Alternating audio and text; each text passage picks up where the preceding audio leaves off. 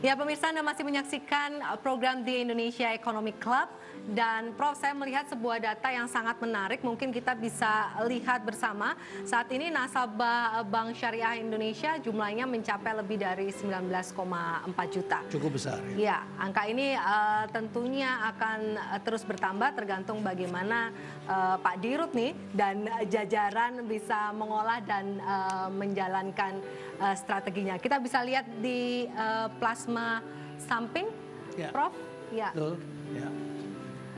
Jumlah perbandingan dari aset, kredit, dan dana pihak ketiga ya. Ya.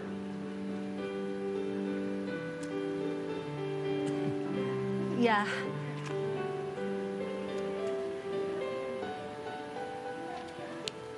Baik, kalau melihat dari jumlah asetnya syariah dan konvensional perbandingannya cukup terlihat jelas, Prof.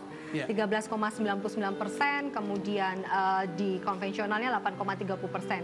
Begitu juga dengan kreditnya, kita bisa lihat jelas bahwa di kredit syariah 9,12% dan kredit konvensional minus 1,05%. Ya. Dana pihak ketiga juga bisa terlihat sangat jelas syariah dan konvensional.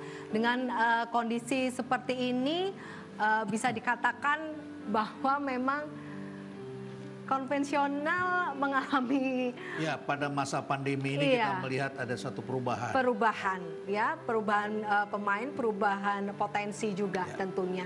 Dan ini menjadi satu peluang sebenarnya dari BSI yang baru saja di-launching. Pak Heri, apa rahasianya yang membuat Bank Syariah atau strategi yang nantinya akan dilakukan supaya Bank Syariah Indonesia ini bisa segera tumbuh pesat? Oke, terima kasih pertanyaannya. Kita sudah punya modal awal yang bagus kan. Jadi kalau lihat di chart tadi, pertumbuhan baik dari sisi aset, kemudian pembiayaan dan juga dana masyarakat tumbuh lebih tinggi dibandingkan dengan perbankan nasional dan juga dibandingkan dengan yang konvensional. Nah, ini sebetulnya hal-hal yang positif ini akan kita teruskan baik dari sisi strategi gimana kita men-tapping ya nasabah-nasabah yang tentunya akan kita berikan pembiayaan dan cara kita memilih segmen mana yang tumbuhnya tinggi gitu. Itu juga kan kita akan terus jalankan. Tentunya dari sisi kualitas juga tetap kita jaga. Pendanaan juga sama seperti itu. Nah, yang menarik mungkin banyak yang tidak memahami bahwa di perbankan syariah itu ada banyak produk pendanaan itu yang memang nasabahnya tidak memerlukan bagi hasil, nggak perlu margin. Ada namanya tabungan wadiah. Tabungan wadiah itu 0% gitu Pak. Dan memang customernya menitipkan ke bank, silahkan dikelola dan tidak perlu mendapatkan imbal hasil gitu. Nah, ini kalau jumlahnya banyak sebetulnya ini memberikan peluang yang positif untuk perbankan syariah sehingga kita punya opportunity untuk menekan cost of fund kita makin jadi lebih rendah ya karena potensi dana murah ini juga akan lebih besar ya. Terima kasih Pak Eri. Prof Renat, kalau tadi melihat dari data yang kita miliki, sudah jelas bahwa Bank Syariah mempunyai peluang yang sangat besar di Indonesia. Tetapi mengapa tidak berhasil pada saat itu? Mungkin pada saat kepemimpinan Pak Eri nanti kita akan lihat lajunya seperti apa. Tetapi apa yang salah dengan manajemen syariah? Saya kira ini proses perkembangan waktu. Dulu saya kira aturan-aturan pemerintah juga banyak sekali juga tidak memudahkan. Misalnya dulu ketika mengembangkan produk, itu diperlukan izin sendiri untuk mengembangkan produk, harus dapat izin dulu, baru kemudian bisa dipasarkan. Kalau sekarang lebih mudah, tentu banyak kemudahan-kemudahan yang diberikan. Intinya keperpihakan pemerintah satu juga pihak adalah keperpihakan ya. Dan yang kedua adalah perbankan ini adalah perbankan adalah perbankan. Orang pasti akan membandingkan ya, kalau di sini saya dapat berapa, di sini dapat berapa. Jadi memang ada hambatan-hambatan yang membuat dia tidak bisa berkembang dengan sangat pesat. Nah, oleh karena itu biasanya berhubungan dengan bank induknya yang ada di dalam. Makanya ini dulu adalah anak perusahaan ya Pak Heri ya, anak-anak perusahaan ini. Tapi sekarang saya kira ini capitalnya sudah menjadi besar, gerakannya menjadi lebih lincah, teknologi juga dan keberpihakan pemerintah, presiden saya kira turun langsung dan ini saya kira akan menjadi modal yang sangat besar. Dana pihak ketiga juga sudah kelihatannya cukup baik Pak Eri selama pandemi. Ya, pertumbuhannya tadi kalau kita lihat di atas 15%. Di atas 15%. Sekarang totalnya sekitar 201 triliun Pak gitu. Apa penyebabnya mereka ingin menempatkan dananya di bank syariah ini? Ya mungkin satu Pak, kalau kami lihat bahwa sekarang ini banyak nasabah itu pengen hijrah sebetulnya. Ini yang hijrah-hijrah ini kan dari diri sendiri gitu ya. Nah, ini potensi ini juga sebenarnya kelihatan banyak. Dan di anak-anak muda sekarang juga banyak potensi seperti itu ya. Mereka punya pemikiran, oh sebaiknya pindah ke bank yang mungkin lebih syariah seperti itu. Nah tren-tren ini sebenarnya positif ya. Nah tinggal nanti gimana caranya kita dukung ya dengan program literasi yang lebih terarah, lebih terukur. Dengan demikian inklusinya juga akan meningkat. Gitu. Pak Heri, Prof. Renat, saya ada narasumber lagi yang nunjau di sana. Dia akan bercerita bagaimana pengalamannya di negara Malaysia, di Kuala Lumpur. Saya ingin menyapa, mungkin Prof. Renat juga bisa menyapa. Ya, sudah ada bersama kita Bapak Hafiz Muhammad Fauzil dari Bank Muamalat Malaysia, Bank Syariah Malaysia. Selamat malam Pak Hafiz. Selamat malam Pak, selamat malam Prof, selamat malam Pak Heri. Nah, InsyaAllah selamat malam kita Pak juga Hafiz. selamat malam. Ya. Salam sehat ya, salam sehat di Malaysia. Sehat-sehat. Baik. Sehat, amin, sehat. Pak Hafiz, Amin. mau tanya sebenarnya seperti apa Bank Syariah di Malaysia? Kenapa bisa tumbuh sangat pesat? Apakah peranan pemerintah juga ada di dalamnya? Baik, terima kasih banyak kerana menjemput saya di Indonesia Economic Club. Terima kasih, alhamdulillah wassalatu wassalamu ala Rasulillah. A'udzubillahi minasyaitonir rajim. Bismillahirrahmanirrahim. Yamhaqullahu riba wa yurbis shadaqat. Shadaqallahul azim. Yang merujuk kepada soalan daripada kita tadi ya.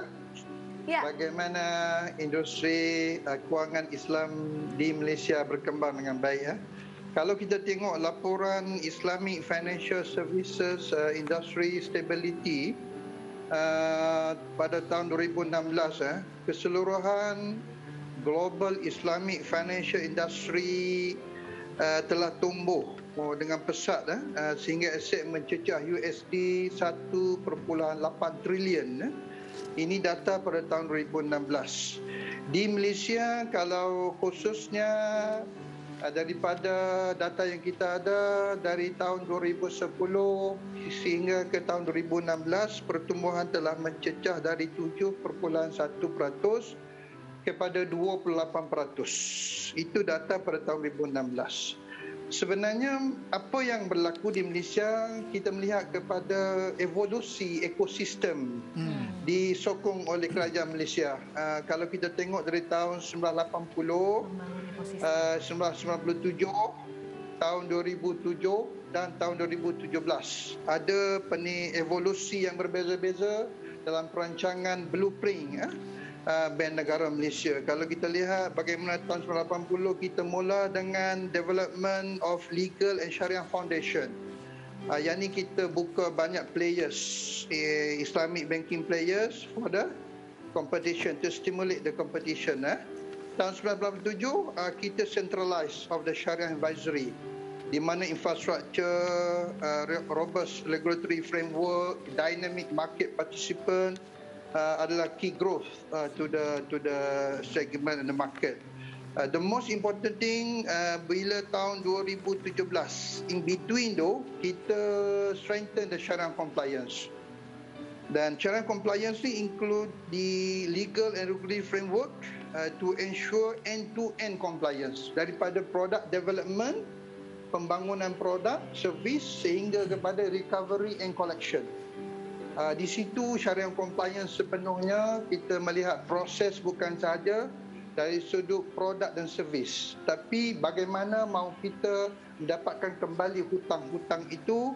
Peranan perbankan Islam, perbankan syariah sangat penting. Sebab tu saya suka perbincangan tadi tentang literasi, tentang kesedaran masyarakat. Kalau kita melihat pada Quran pun, Quran ayat pertama yang turun adalah Iqra. Baca. Iaitu bacalah, knowledge, ilmu. Islam tidak mementingkan pada awalnya itu, bukan ayat pertamanya solatlah. Bukan ayat pertama itu jihadlah. Bukan ayat pertama itu puasalah.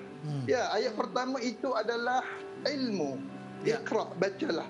Jadi konsep Literasi. awareness yang kita buat di Malaysia ini ya penerangan daripada awal penumbuhan perbankan Islam sehingga kepada tahun 2017, dan bermula pada tahun 2017 ada suatu paradigm shift yang besar berlaku, iaitu Bank Negara telah memperkenalkan VBI, Value Based Intermediation.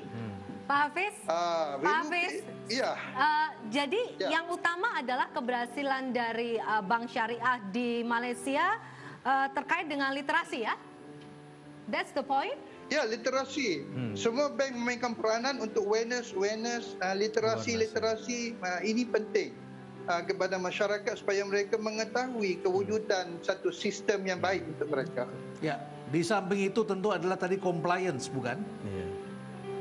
Ya, betul, syariah Compliance, compliance. Sebab dalam grup market, kalau kita fokus di Malaysia, kita ada dalam 3 grup lah. Satu grup religious conviction group. Second group, the ethical observant group. Yang third group, the economic rationality group. So setiap bank di Malaysia, dia ada market segment yang berbeza-beza, dan niche market itu akan menyokong komprehensif semua pelanggan-pelanggan atau customer yang ada dalam Malaysia ini. Baik. Jadi program yang dibuat itu program bersama di mana semua bank memainkan peranan dalam program literasi. Baik Pak Hafiz, Pak Heri, ternyata literasi memang menjadi poin utama. Pak Heri, apakah ini bisa diserap menjadi satu strategi yang memang harus ditajamkan kembali? Tapi ditahan dulu statement Anda, kita break terlebih dahulu. Terima kasih Pak Terima Hafiz. kasih Pak Hafiz. Ya, Sama-sama. Baik, sampai sama. ketemu lagi. Ya. Pemirsa, Baik, baik. pastikan Anda Assalamualaikum. tetap bersama kami Waalaikumsalam. di Indonesia Economic Club.